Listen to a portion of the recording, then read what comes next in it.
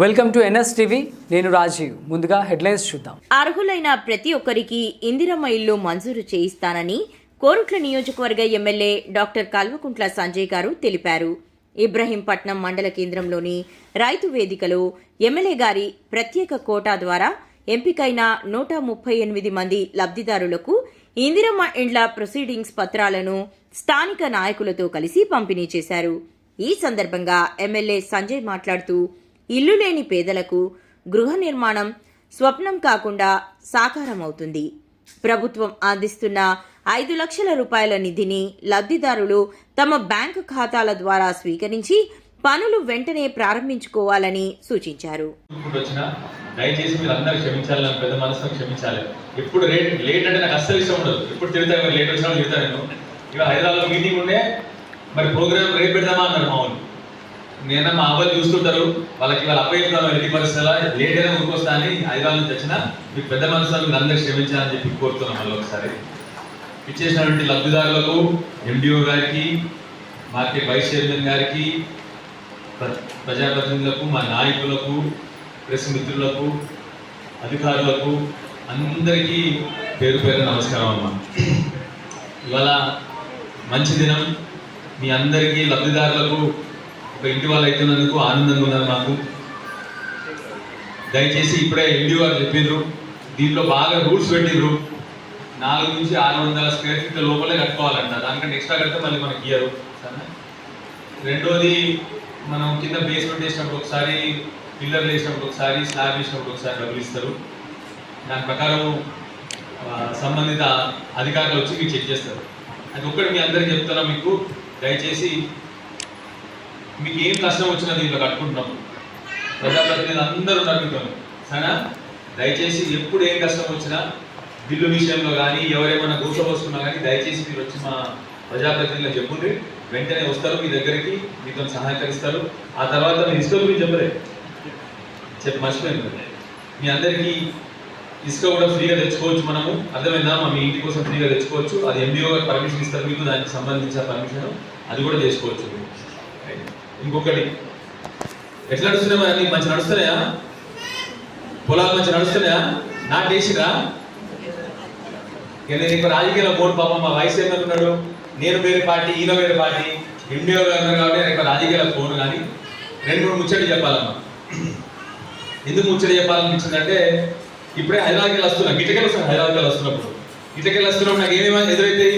వరద కాలువ ఎదురొస్తాను, మళ్ళీ మన SRSP కాలువ, వీటికి వచ్చినాక SRSP కాలువ, 2 కాలువలు ఎదురొస్తాయి. ఒకప్పుడు 10 ఏళ్ళు అని ఎందుకు నీళ్ళ గురించి మాట్లాడుతున్నట్టు, ఇవాళ పొద్దున కేసీఆర్ గారి దగ్గర కూర్చున్నాడు. పొద్దున కేసీఆర్ గారితోనే మీటింగ్ ఉండే. ఆయన ఆరోగ్యం కొంచెం మంచి లేదు. ఇప్పుడు గత కొన్ని రోజుల నుంచి ఆరోగ్యం మంచి లేదు. చూసి వచ్చి పేపర్ అందుకొరకే డాక్టర్ కాబట్టి కూర్చుంటున్నారు. పొద్దున ఫస్ట్ ఇట్లా వచ్చి ఇట్లా కూర్చున్నారు. నిజంగా చెప్తున్నా, ఫస్ట్ ఏమడిగింది తెలుసా? సంజయ్, మన SRSPలకు నీళ్ళేది వచ్చినాయి. మీకు అర్థమైందమ్మా?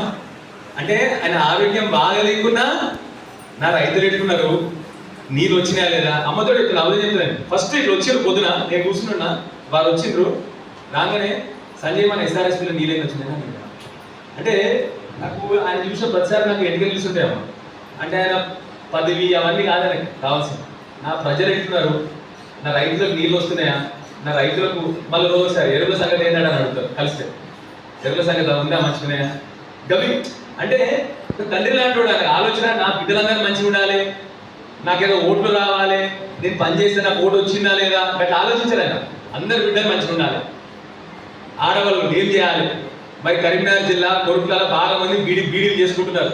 ఎవ్వరు బీడీలకు పెన్షన్ ఇస్తలేరు. కేసీఆర్ రాకముందు పట్టించుకున్నారమ్మా? కేసీఆర్ వచ్చినాక 1000 రూపాయలు, 2000 కరెంటు. ఎప్పుడు కరెంటు ఉండకపోతుండే, కేసీఆర్ రాగానే 24 గంటలు కరెంటు. 60 ఏళ్ళు ఉండలేదు కరెంటు, కేసీఆర్ రాగానే 24 గంటలు కరెంటు.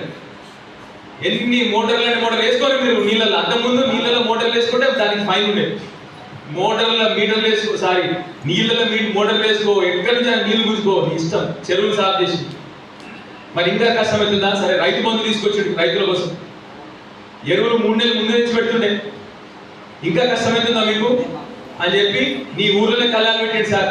నీ ఊరికే వచ్చి మళ్ళీ ఒక్కపోవడం మొదలుపెట్టిండు. అంటే ఒక రైతు గురించి కేసీఆర్ కింద ఆలోచన చేసింది. బీడీ కార్మికులకు ఏం కావాలి? బీడీ పెన్షన్. ఒక అబ్బాయి ఇంట్లోకి ఏం కావాలి? అమ్మ బిడ్డకు పెళ్లి చేయాలి, ఏం చేయాలి? కళ్యాణం చేసుకుందాం. మళ్ళీ బిడ్డ పురుడు పోసుకుంటే మళ్ళీ కష్టం అవుతుంది, ఏం చేయాలి? మంచి దవాఖాన తీసుకుపోయి డెలివరీ చేయించి మంచిగా బండ్లు తీసుకుపోయి బండ్ల దింపి కేసీఆర్ కిట్ ఇచ్చి సబ్బులు ఇచ్చి నీకు పౌడర్ ఇచ్చి పంపిస్తాను. అంటే ఒక తండ్రి ఎట్లా ఆలోచిస్తాడో తనేదో రాజకీయం కోసము నాకు పదవులు కావాలి అని ఆలోచించే నాయకుడు కాదు.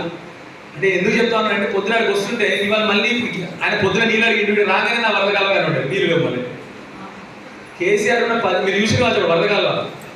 అంతకుముందు ఎప్పుడు మనకు ఖాళీ ఉంటుండే, సార్ వచ్చినాక ఫుల్ వరదకాలం నింపి పెడుతుండే, ఎప్పుడు వరదకాలం నింపి పెడుతుండే. ఆడ ఎప్పుడు చూసినా అందరు చేపలు పట్టుకుంటా ఉంటుండే, చూసిన రోడ్డు మీద చేపలు పడుతున్నారు. మళ్ళీ వాళ్ళకి బాధ అనిపించింది నాకు, అరే మళ్ళీ మన వరదకాలం ఖాళీ అయిపోయాయి అని నాకు బాధ అనిపిస్తుంది. సరే మళ్ళీ మంచి రోజులు వస్తాయి, మీరు అందరూ మంచిగా ఉండాలి, అదే మాకు కావాల్సింది. తప్పకుండా మీ అందరి కోసం నిలబడతాం. ఏ పార్టీ అయినా మా వైశ్వరం చెప్పినప్పుడు ఏ పార్టీ అయినా కలిసి పనిచేస్తాం మీకోసం. 100% మిమ్మల్ని అందరినీ కోరేది ఒకటే, ఆశీర్వదించుండ్రి మీ కొడుకు లాంటివండి. అన్నిటికంటే ముఖ్యంగా తొందరగా మన బాబు కేసీఆర్ గారు ఆరోగ్యం మంచిగా కావాలా, మళ్ళీ ముందరకు వచ్చి కొట్టాలని చెప్పి ఆశీర్వదించి దేవుడికి మొక్కాలని చెప్పి కోరుతాను. అంతకంటే పెద్ద కోరికలు ఏమీ లేవు నాకు.